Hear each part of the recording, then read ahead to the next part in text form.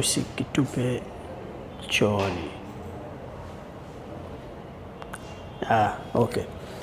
Ndugu zanguni, taarifa ambayo nimeipata ya uchunguzi si nzuri sana. Lakini tumejitahidi kufanya yote tunayoweza ili tu muipate ripoti. Sasa kimsingi kwenye barter trade yanayoendelea, kiukweli hawa KMUC ya bwana bila kuunga walifanikiwa kupata balo 3 za pamba iliyokuwa safi kabisa, ambayo kimsingi inaweza kapelekea kuongezeka kwa maduka ya nguo maeneo ya Kinondoni, Sinza na Mwenge na viunga vyake.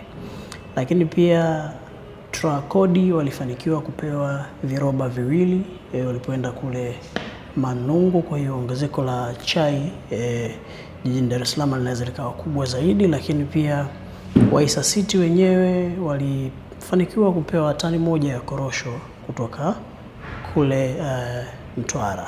Na vijana wa Geti Kali hawa walipigishwa kwata mara 2 kwa wiki na Jikite. Kwa hiyo watu wanakuwa timamu kidogo kwenye masuala fulani ya physicality.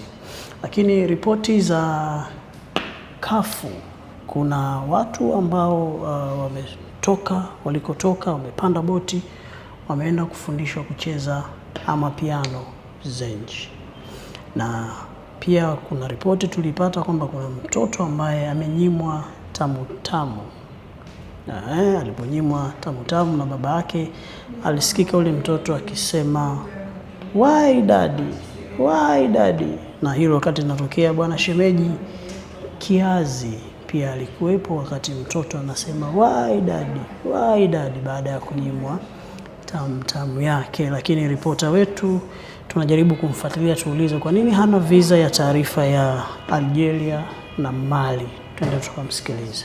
Mimi kama ripota sina visa. Mayai yote yaliyopo hapa hayawezi kunisaidia kwenda kokote. Kwa hiyo habari za Algeria sina, ila habari za Kinondoni hapo Moscow nazo, habari za kuna mtaa unaitwa Nigeria huko hapo Kijitonyama nazo, lakini habari za Algeria sina. Habari za Mali, kama mnazitaka Mali basi mtazipata shambani. Kwa hiyo ndugu zanguni wa uchunguzi, ripoti ya leo imekamilika.